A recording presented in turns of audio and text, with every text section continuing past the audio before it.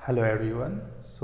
आज के इस लेक्चर में हम लोग डिस्कस करेंगे कि cross product of two vectors कैसे हम लोग फाइंड आउट कर सकते हैं, इससे रिलेटेड क्या क्या प्रॉपर्टीज है, एंड सबसे इम्पॉर्टेंट बात कि क्रॉस प्रोडक्ट से रिलेटेड क्वेश्चंस को कैसे सॉल्व करना है। तो चलिए शुरू करते हैं इस लेक्चर को। Cross product of two vectors. दो वेक्टर का क्रॉस प्रोडक्ट निकालने का मतलब ये है कि आप इंटेंशनली आप एरिया निकालना चाह रहे हो।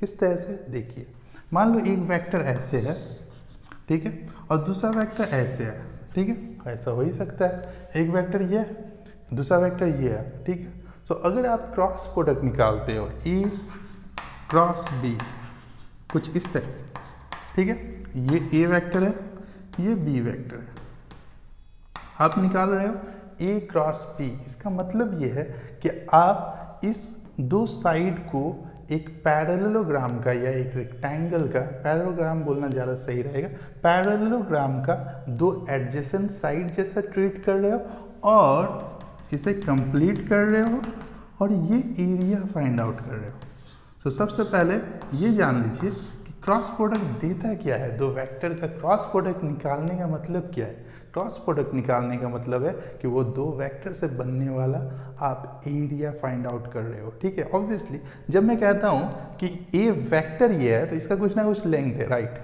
कुछ ना कुछ मैग्नीट्यूड है। बी वेक्टर ये है तो कुछ ना कुछ मैग्नीट्यूड है, तो ये भी एक लेंथ है, ये भी एक लेंथ है। जब दो लेंथ को आप मल्टीप्लाई करते हो तो एरिया मिलता है।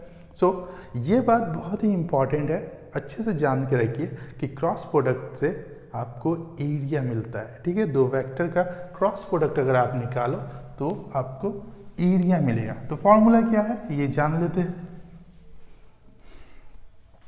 मान लिया कि ये एक वेक्टर है ए, ठीक है, और ये दूसरा वेक्टर है बी, ठीक है। तो आप अगर ए क्रॉस बी निकाल रहे हो, ठीक है, अगर ए क्रॉस बी निकाल रहे हो इसका मतलब ये आप एरिया निकाल रहे हो,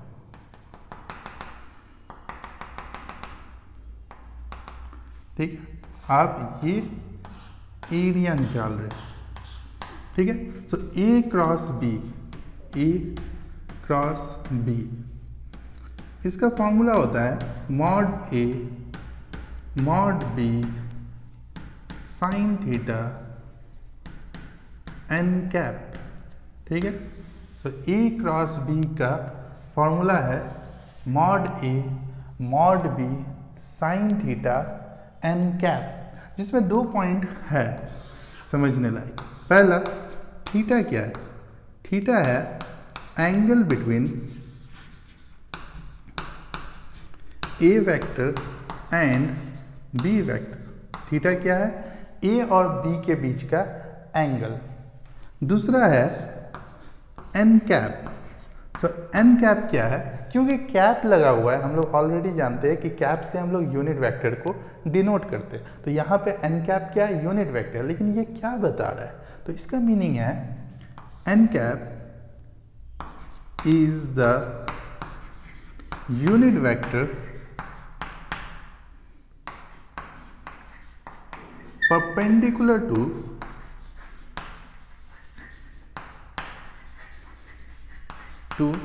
both vectors A and B, ठीक है।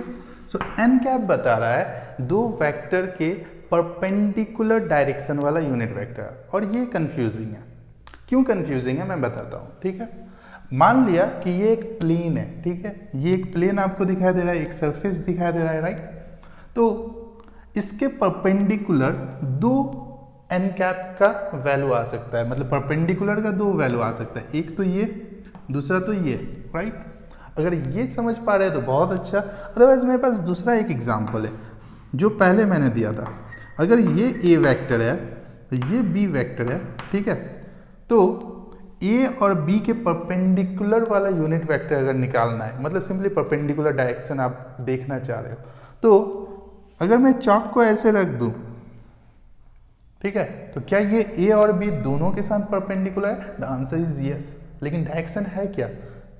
दो आ सकता है, एक तो बाहर जाता हुआ और दूसरा अंदर जाता हुआ। तो ये कंफ्यूजिंग हो सकता है, लेकिन हम लोग पूरा डिटेल में समझेंगे क्रॉस प्रोडक्ट का क्या सिग्निफिकेंस है, कैसे हम लोग समझ सकते हैं कि एन कैप एग्जैक्टली कौन सा डायरेक्शन लेना है। कुछ रूल्स है हम लोग समझेंगे, ठीक है। सो अभी के लिए एन कैप बस समझ लीजिए कि एन कैप है एक यूनिट वेक्टर, ठीक है, जो कि दोनों वेक्टर ए एंड बी के परपेंडिकुलर है, ठीक है। इसके बारे में एक और कमेंट है कि n cap gives the direction of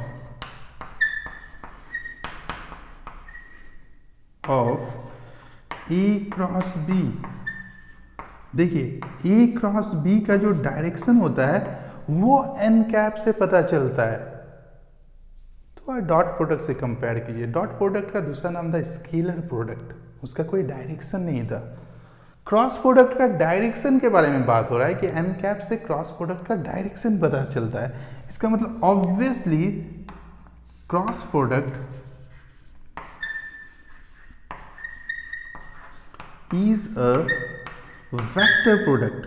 cross product एक वेक्टर प्रोडक्ट है जिसके पास डायरेक्शन है। इसका सिंपली ये मीनिंग है कि आप अगर दो वेक्टर लो, एक ये वेक्टर है एक ये वेक्टर है, दोनों का क्रॉस प्रोडक्ट करो तो आपको मैग्नीट्यूड भी मिलेगा और डायरेक्शन भी मिलेगा। इन शॉर्ट आपको एक वेक्टर मिलेगा, और वेक्टर मिलेगा तो आप क्रॉस प्रोडक्ट कर दिए तो डायरेक्शन बताएगा कौन, या जिस डायरेक्शन में क्रॉस प्रोडक्ट होगा उसके अलोंग का डायरेक्शन कैसे पता चलेगा, वो एन कैप से पता चलेगा। सपोज एक एग्जांपल लीजिए, ठीक है, कि मान लो इसका डायरेक्शन क्या है, ए क्रॉस बी कर रहे हैं तो ये बाहर की तरफ आ रहा है, ठीक है। ये अगर ए क्रॉस बी कर रहे हैं तो ये बाहर की तरफ आ रहा है, तो एन कैप क्या होगा पता है, एक यूनिट वेक्टर एन कैप जो बाहर की तरफ का डायरेक्शन बता रहा होगा, और ये बाहर की तरफ आने वाला ही डायरेक्शन क्या होगा, ए क्रॉस बी का डायरेक्शन होगा, जिसके बारे में हम लोग और चर्चा करेंगे। तो यहाँ तक अगर अच्छे से समझ में आ गया है तो इसे नोट कर सकते हो, ठीक है। सो आगे बढ़ते हैं, ठीक है।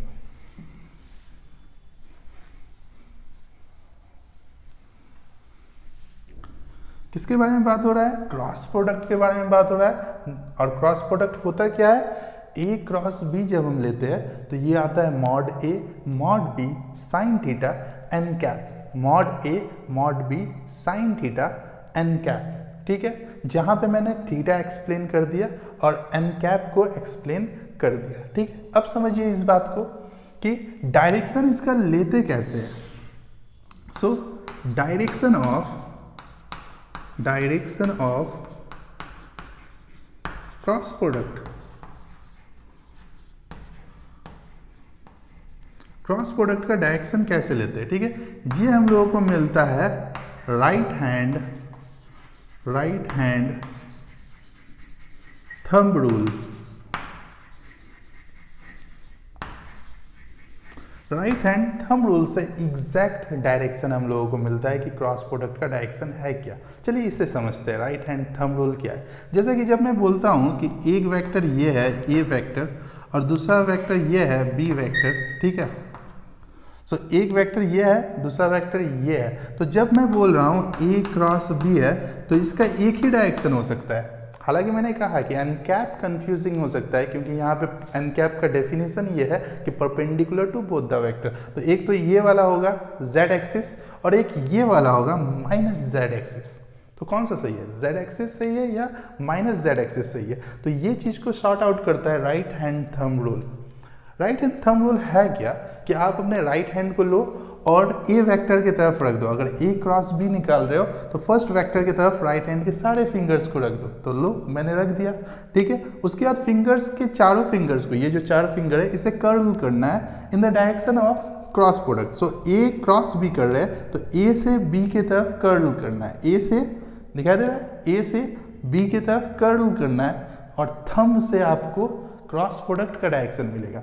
सो इसलिए right hand thumb rule. So A cross B क्या मिल रहा है, outward. So A cross B का डायरेक्शन क्या है, आउटवर्ड। जरा चेक कीजिए बी क्रॉस ए अगर आप करो तो क्या मिलेगा। सो बी इधर है, क्रॉस करेंगे किधर की तरफ, ए की तरफ, so B cross A, B cross A, thumb किधर जा रहा है, थंब देखो बी क्रॉस ए, थंब अंदर की तरफ जा रहा है। सो अगर बी क्रॉस ए निकालोगे, बी क्रॉस ए निकालोगे तो आपका डायरेक्शन क्या मिलेगा, इनवर्ड। और क्योंकि ए क्रॉस बी और बी क्रॉस ए दोनों ही वेक्टर है, दोनों का डायरेक्शन अलग अलग है, hence we can say A cross B is not equal to B cross A. हालांकि दोनों का मैग्नीट्यूड तो सेम ही आएगा। सोच के देखो, आप ये वाला एरिया का अगर बात कर रहे हो तो इसको इससे मल्टीप्लाई करो या इसको इससे मल्टीप्लाई करो, एरिया तो सेम ही आएगा, लेकिन डायरेक्शन अलग अलग है। तो इसलिए हम लोग बोल सकते हैं A cross B B cross A के इक्वल नहीं है। लेकिन अगर आप बी क्रॉस ए के सामने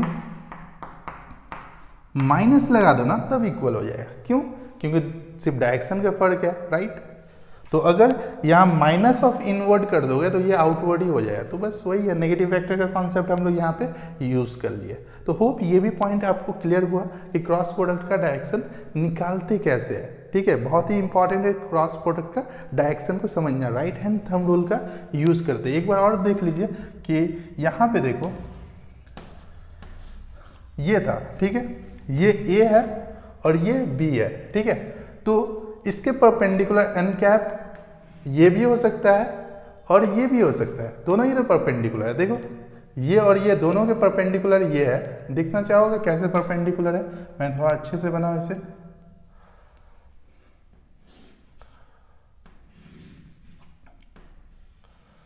दोनों ही परपेंडिकुलर कैसे है? देखो ये एंगल 90 डिग्री है और ये एंगल भी 90 डिग्री है, दोनों ही एंगल 90 डिग्री है। ये भी 90 डिग्री है, ये भी 90 डिग्री है, ठीक है। ये आपको तिरछा जाता हुआ दिख रहा है, लेकिन असल में ये ऐसे आ रहा है, ठीक है, एकदम स्पेस में ऐसे। ये वेक्टर ऐसे आ रहा है, तो ये ऐसे है, ये ऐसे है और ये ऐसे भी परपेंडिकुलर, नीचे भी परपेंडिकुलर। तो अब जो आप राइट हैंड थंब रूल समझ चुके हो, अब आप ए क्रॉस बी का डायरेक्शन बता सकते हो। सो ए क्रॉस बी के लिए फिंगर्स को ए की तरफ रखेंगे और कर्ल किधर करेंगे, बी की तरफ। सो फिंगर्स को ए की तरफ रख के बी की तरफ कर्ल करेंगे, तब हम लोगों को मिल जाएगा ए क्रॉस बी का डायरेक्शन। मतलब कि ए क्रॉस बी का डायरेक्शन ऊपर की तरफ आ रहा है, अगर आप देख पाओ। सो कैप लगा दिए, ए क्रॉस बी का डायरेक्शन ऊपर की तरफ है, या सिंपली एन कैप, ठीक है। देखिए ए इधर है और बी ऐसे है, सो ए क्रॉस बी ऊपर की तरफ। अच्छा, बी क्रॉस ए करना चाहो तो सो बी इधर है और ए इधर है, सो बी क्रॉस ए नीचे की तरफ होगा। सो ये होगा बी क्रॉस ए का कैप। तो वही मैं बता रहा था कि ए क्रॉस बी और बी क्रॉस ए का डायरेक्शन अपोजिट है। होप ये चीज़ आपको अच्छे से समझ में आ गया। अब देखते हैं प्रॉपर्टीज ऑफ क्रॉस प्रोडक्ट। क्या क्या प्रॉपर्टीज है क्रॉस प्रोडक्ट का?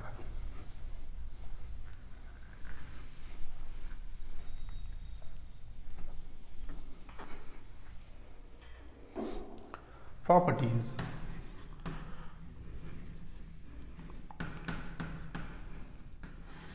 सो पहला प्रॉपर्टी तो यही है जो मैंने कहा कि A cross B is not equal to B cross A, लेकिन ये इक्वल टू हो जाएगा माइनस बी क्रॉस ए। क्यों? क्योंकि जस्ट डायरेक्शन का फर्क है, आप एक सामने नेगेटिव लगा के इक्वल बना सकते हो। नंबर टू इज कि अगर आप A cross B plus C करते हो तो ये डिस्ट्रीब्यूटिव, अच्छा ये A cross B B cross A के इक्वल नहीं है। इसका मतलब ये है कि cross product does not follow commutative law. Commutative law dot product follow करता था, अगर आपको याद हो तो, A dot B equal to B dot A. So yes, dot product commutative law को फॉलो करता था, क्रॉस प्रोडक्ट नहीं कर रहा है। A cross B is not equal to B cross A, hence cross product does not follow commutative law. अच्छा, ये distributive law है जो कि डॉट प्रोडक्ट फॉलो करता है। A dot B plus C equal to A dot B plus A dot C, मतलब distributive law को follow कर रहा है। क्रॉस प्रोडक्ट फॉलो करेगा कि नहीं, सोच के बताइए। हाँ करेगा, अगर हम लोग ऑर्डर को स्ट्रिक्टली मेंटेन रखें। क्यों? क्योंकि यहाँ पे देखो डायरेक्शन में फर्क आ जा रहा है ना, ए क्रॉस बी और बी क्रॉस ए दो अलग अलग चीज़ है। तो इसे समझने के लिए अगर हम लोग ऑर्डर को स्ट्रिक्टली क्या करें, फॉलो करें, तो क्रॉस प्रोडक्ट डिस्ट्रीब्यूटिव लॉ को फॉलो करेगा।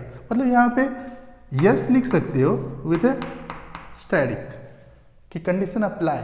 कंडीशन क्या है कि ऑर्डर को स्ट्रिक्टली मेंटेन करना है। सर ऑर्डर को स्ट्रिक्टली मेंटेन करना है, इसका क्या मतलब होता है, चलिए समझते हैं। देखिए इसका मतलब ये है कि अगर ए पहले आया है ना, तो ए हमेशा पहले ही आएगा। जैसे कि ए क्रॉस बी लिख दिए प्लस, ठीक है। अब देखिए ए बाहर है ना, तो ए क्रॉस सी होगा। जैसे ए क्रॉस बी प्लस ए क्रॉस सी, ये है ऑर्डर को स्ट्रिक्टली फॉलो करना। कि ऐसे नहीं कि x इंटू, जैसे हम लोग नॉर्मल लिखते हैं y प्लस जेड, तो इसमें क्या लिख सकते थे, x y plus x z लिख दो, या x y plus z x लिख लो, या y x plus z x z लिख दो, या y x plus z x लिख दो। ये चारों का चारों क्या है, सही है। चारों का चारों क्या है, सही है। लेकिन क्रॉस प्रोडक्ट के केस में सतर्क रहना होगा। क्या सतर्क रहना होगा कि अगर ये वेक्टर होता और क्रॉस प्रोडक्ट निकाल रहे हो, तो कौन सा ऑर्डर को आप मानोगे सही, कि x पहले आया है तो दोनों में x पहले होगा, मतलब कि जस्ट ये वाला सही है, बाकी सब गलत है।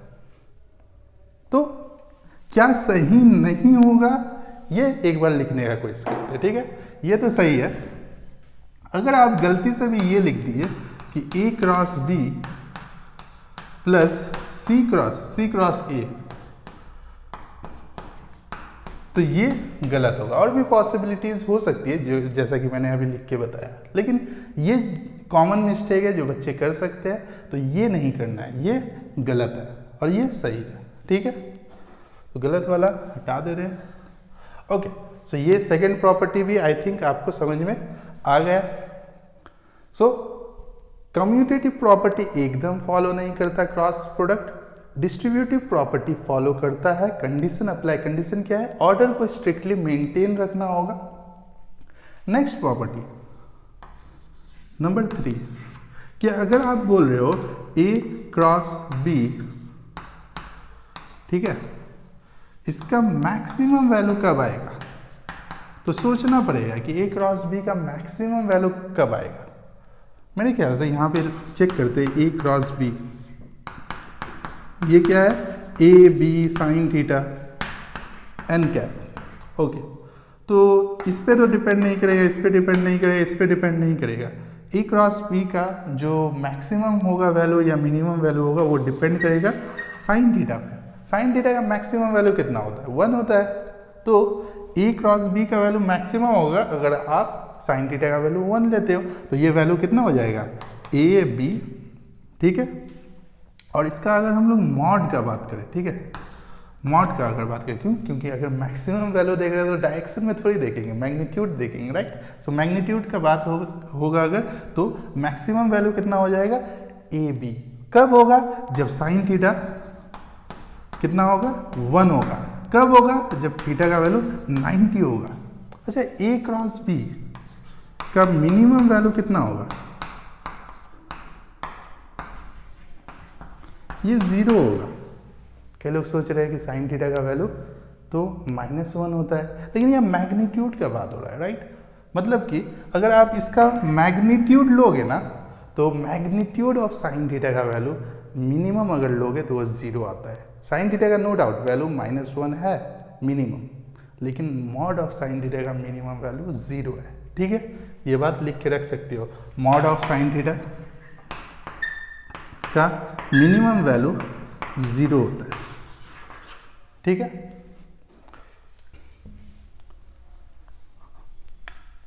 ओके, ये भी समझ में आ गया। 0 आया कब, जब साइन थीटा का value, mod of sine theta का वैल्यू क्या आया, 0, सॉरी हाँ, मॉड ऑफ साइन थीटा का वैल्यू 0 आया, थीटा का वैल्यू जब 0 आया। इसे क्या समझ सकते हैं, क्या इस चीज को फिजिकली समझ सकते हैं, क्या इस चीज़ को फिजिकली समझ सकते हैं? अगर दो वेक्टर के बीच का एंगल 90 डिग्री है तो इनका एरिया देखो मैक्सिमम हो रहा है, राइट, मैक्सिमम एरिया। अगर दो वेक्टर के बीच का एंगल 0 डिग्री है तो कोई एरिया है ही नहीं। क्रॉस प्रोडक्ट क्या देता है? एरिया देता है। तो अगर एंगल 0 डिग्री है तो साइन 0 0 होता है। ऐसे तो मैथमेटिकली समझ रहे हैं, लेकिन थोड़ा सा लॉजिकली समझने का कोशिश करो कि क्रॉस प्रोडक्ट देता क्या है? एरिया। जब एंगल दो वेक्टर का 0 हो जाए, एक ऐसे वेक्टर है और दूसरा वेक्टर भी ऐसे है, तो कोई एरिया बन ही नहीं रहा, तो क्रॉस प्रोडक्ट क्या होगा? 0 होगा। सो आई होप ये थर्ड प्रॉपर्टी भी आपको अच्छे से समझ में आया। आगे बढ़ते हैं। ओके, लिखना चाहो तो लिख लो पॉज करके।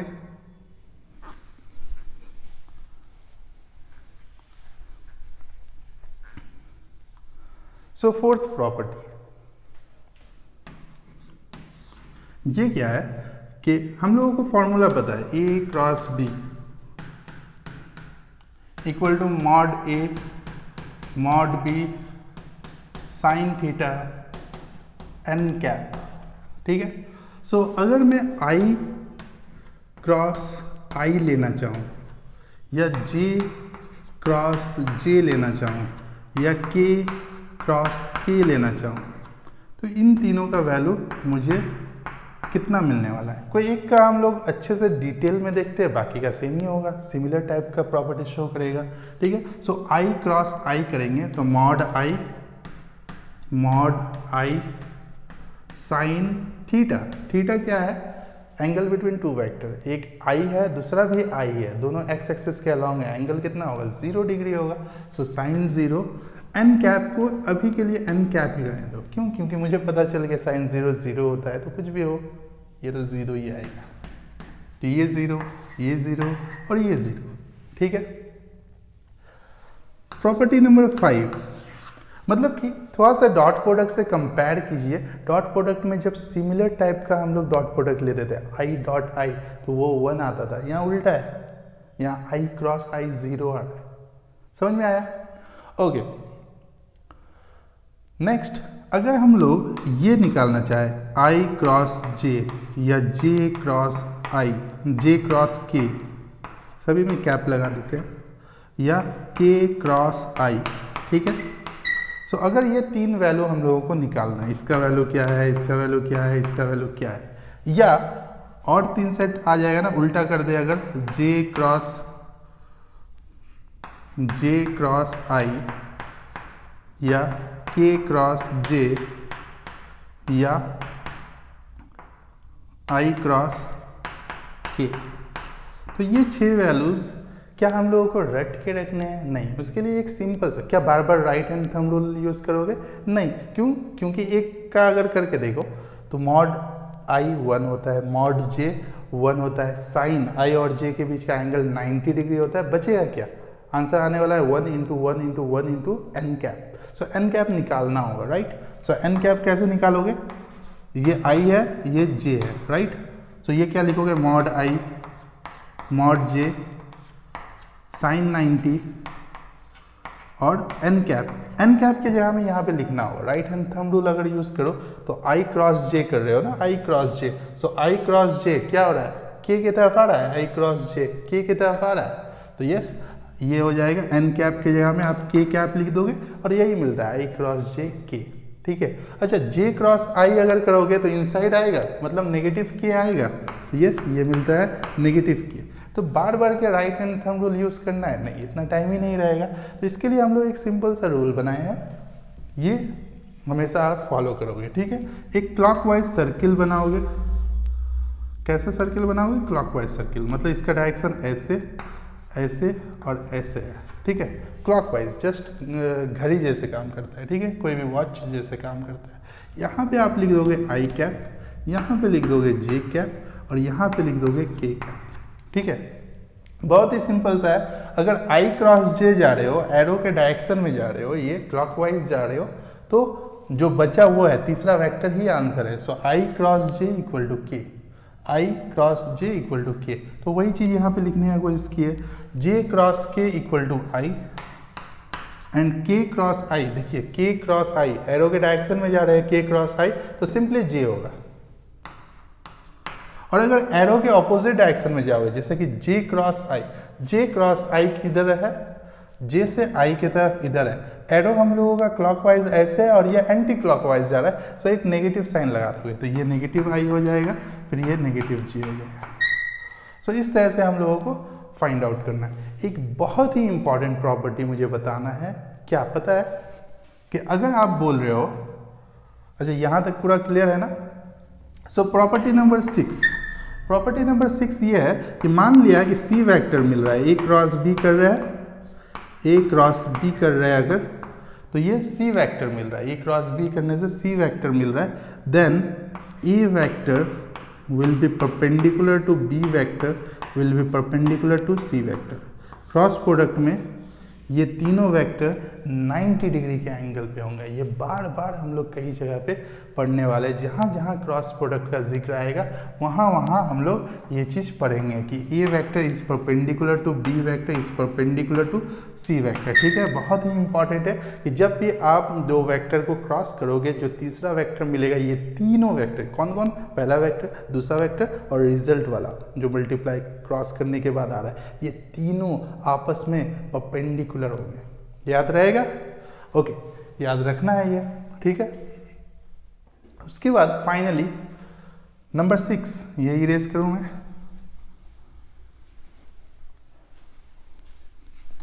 नंबर 6 कि आप क्रॉस प्रोडक्ट निकालोगे कैसे। ए वेक्टर दिया हुआ है, बी वेक्टर दिया हुआ है, ये नंबर 6 है। आप क्रॉस प्रोडक्ट निकालोगे कैसे? तो दो तरीका है क्रॉस प्रोडक्ट निकालने का। जिनको डिटर्मिनेंट आता है वो डिटर्मिनेंट से निकाले, या आप डायरेक्ट बस क्रॉस प्रोडक्ट कर लो। ठीक है, जैसे एक एग्जांपल से मैं समझाता हूँ। ठीक है,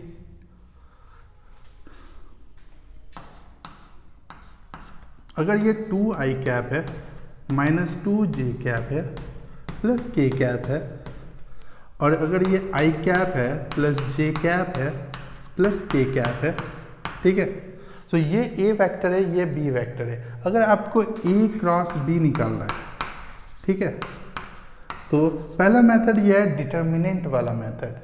पहला मेथड क्या है? डिटर्मिनेंट वाला मेथड। वो मैं बता दे रहा हूँ, जिन्हें डिटर्मिनेंट सॉल्व करने आता है वो इसे सॉल्व कर लीजिएगा, आपका आंसर आ जाएगा। ठीक है, क्या करते हैं हम लोग, एक बड़ा सा डिटर्मिनेंट लिखते हैं, i j k लिखेंगे। उसके बाद जो पहला वेक्टर है ना, पहला यहाँ क्या है, b क्रॉस a का अलग आंसर आएगा, तो यहाँ पे पहला क्या है, a है, तो a का कोएफिशिएंट सब लिखेंगे। यहाँ पे कितना है, i के बगल में क्या है 2, j के बगल में क्या है -2, k के बगल में क्या है 1। उसके बाद जो दूसरा वेक्टर है ना, थर्ड रो में क्या लिखेंगे, इसका कोएफिशिएंट, तो सबका 1 1 1 है। इसे आप सॉल्व करो और आपको आंसर मिल जाएगा। ठीक है, लेकिन जिनको डिटर्मिनेंट नहीं आता उनके लिए मैं बता रहा हूँ कि उन्हें क्या करना है।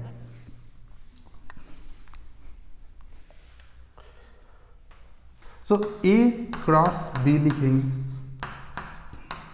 ठीक है, क्या करना है, देखिए पहले a को लिख देंगे 2i cap minus 2j cap plus k cap. ठीक है, क्रॉस यहाँ पे देंगे, बहुत ही important, i plus j plus k। क्या क्या हम लोगों को पता है ये हम लोग लिख लेंगे साइड में। ठीक है, जैसे कि हम लोगों को ये पता है कि i cross i equal to j cross j equal to k cross k होता है, और सब क्या होता है, किसके बराबर, 0 के बराबर होता है। ठीक है, और दूसरा ये अगर i j और k का बात हो तो यहाँ i लिख देंगे, यहाँ j लिख देंगे और यहाँ k लिख देंगे, और इसे देख लेंगे क्लॉकवाइज है। अगर i क्रॉस j मांग रहा है तो हम लोगों का k आंसर आएगा, j क्रॉस i होगा। एंटी क्लॉकवाइज अगर जा रहे हैं तो नेगेटिव साइन के साथ होगा आंसर। तो देखो यहाँ पे 2i को टेक्निकली आप क्या करोगे, इससे और इससे मल्टीप्लाई करोगे। थोड़ा सा दिमाग लगाइए कि 2i को i के साथ क्रॉस करेंगे तो 0 ही आएगा, i क्रॉस i क्या होता है, 0 होता है। तो ये वाला टर्म गया, मतलब 2i को क्रॉस करेंगे किसके साथ, 2i को क्रॉस करेंगे किसके साथ, j प्लस k के साथ। अच्छे से समझ लीजिए, एकदम दिमाग लगा के। ठीक है, -2j है, -2j। अब सोचिए j को j वाले टर्म के साथ क्रॉस करके कोई फायदा नहीं है, 0 आ जाएगा। तो j को किसके साथ क्रॉस करेंगे? तो i प्लस k के साथ क्रॉस करेंगे। उसी तरह से k को किसके साथ क्रॉस करेंगे? तो k को k के साथ करके फायदा नहीं है, 0 आ जाएगा। तो ये i प्लस j के साथ करेंगे, यहाँ क्रॉस प्रोडक्ट। ठीक है, अब डिस्ट्रीब्यूटिव प्रॉपर्टी आप जानते हो, डिस्ट्रीब्यूटिव प्रॉपर्टी लगा दो। ठीक है, जैसे कि 2 इंटू आई क्रॉस जे, मैंने कहा था डिस्ट्रीब्यूटिव प्रॉपर्टी तभी फॉलो होगा जब आप ऑर्डर को स्ट्रिक्टली फॉलो करो। सो आई क्रॉस जे, देखिए आई को जे के साथ क्रॉस कर रहे हैं, इसी एरो के तरफ जा रहे हैं, क्लॉकवाइज जा रहे हैं, मतलब पॉजिटिव के होगा। सो आई क्रॉस जे क्या होगा? के कैप। आई क्रॉस के क्या होगा? आई क्रॉस के क्या होगा? देखिए इधर आई क्रॉस के उल्टा जा रहा है, माइनस जे कैप। सो इसका काम खत्म। लेकिन यहाँ पे देखिए 2i इंटू के है ना, मतलब i को मतलब 2 तो रहेगा ही, तो यहाँ पे 2,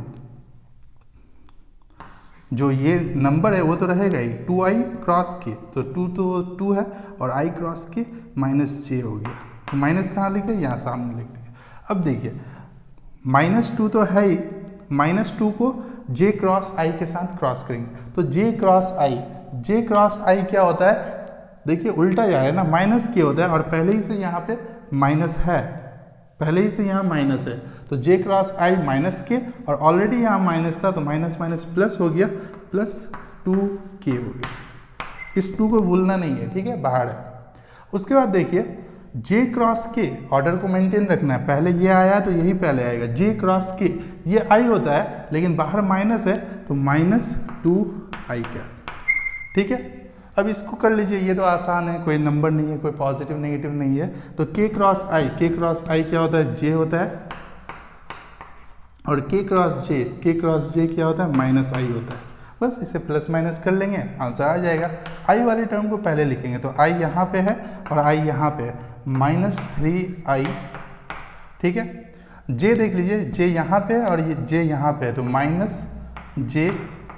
k देख लीजिए, यहाँ पे k है और यहाँ पे k है, तो +4k। एक बार कैलकुलेशन आप भी चेक कर लीजिएगा, कोई गलती होगा तो माफ़ कर दीजिएगा। ठीक है, इतना प्लस माइनस है, तो इस तरह से भी निकाल सकते हैं या डिटर्मिनेंट मेथड से भी निकाल सकते हैं। ठीक है, कुछ क्रॉस प्रोडक्ट के एग्जांपल्स है। पॉइंट नंबर 7, जैसे कि एंगुलर मोमेंटम होता है r vector cross p vector. r क्या है? पोजीशन वेक्टर, एंड p क्या है? Momentum vector. So angular momentum क्या होता है? l वेक्टर क्या होता है? r cross p। ठीक है, और भी एग्जांपल देखना है तो देख लो। टॉर्क वेक्टर होता है r cross f।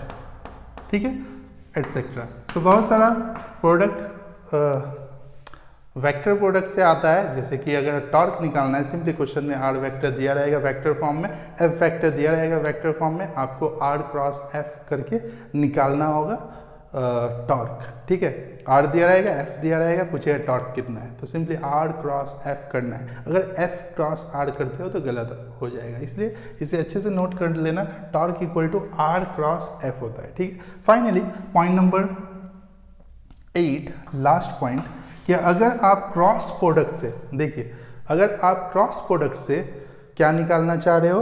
Angle between two vector निकालना चाह रहे हो, तो आपको ऐसे फॉलो करना होगा। a क्रॉस b का जो मैग्नीट्यूड होगा वो mod a mod b sine theta होगा। सर एन कैप कहाँ गया? देखिए मॉड लिए है तो एन कैप का वैल्यू 1 हो गया, तो यहाँ से हम लोगों का साइन थीटा का वैल्यू आ जाएगा a cross b bye mod a mod b। ठीक है, इसमें अगर स्टेप्स आप जानना चाहो कि आप एंगल कैसे निकाल सकते हो, तो आप एंगल इस तरह से निकाल सकते हो कि पहले क्रॉस प्रोडक्ट निकालो, क्रॉस प्रोडक्ट का मैग्नीट्यूड निकालो, उसके बाद दोनों वेक्टर का भी मैग्नीट्यूड निकालो। क्रॉस प्रोडक्ट का मैग्नीट्यूड से क्या करते हैं हम लोग? दोनों वेक्टर का मैग्नीट्यूड को डिवाइड करेंगे, वो इक्वल टू साइन थीटा आएगा, तो theta equal to sine inverse जो भी आंसर आ रहा है। ठीक है, एक और पॉइंट मैं बता दूं, लास्ट पॉइंट। ठीक है, मैं इसे इरेज करूंगा।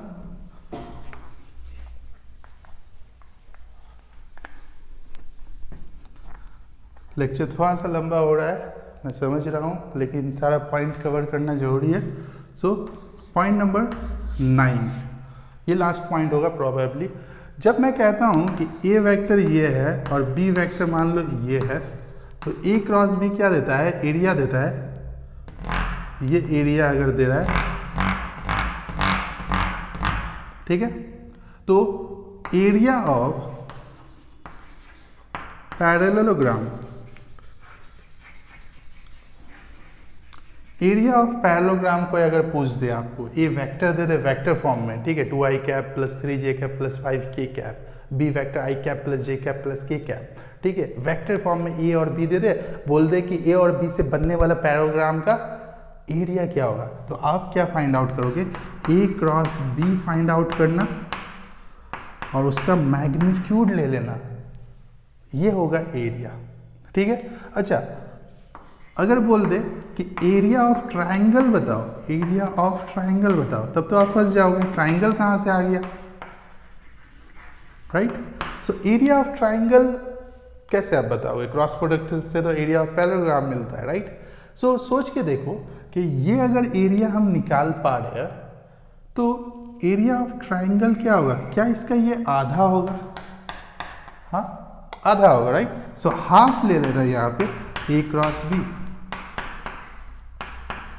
सो यहाँ पे हम लोगों ने क्रॉस प्रोडक्ट का सारा टॉपिक कवर कर लिए, सारा डिटेल में डिस्कस कर लिए। होप आप लोगों को अच्छे से समझ में आया, और बस अब क्वेश्चंस प्रैक्टिस करते रहिए और एक लाइक दबा दीजिए ताकि मुझे मोटिवेशन मिल पाए इसे कंटिन्यू रखने के लिए। सो पढ़ाई करते रहिए, ऑल द वेरी बेस्ट।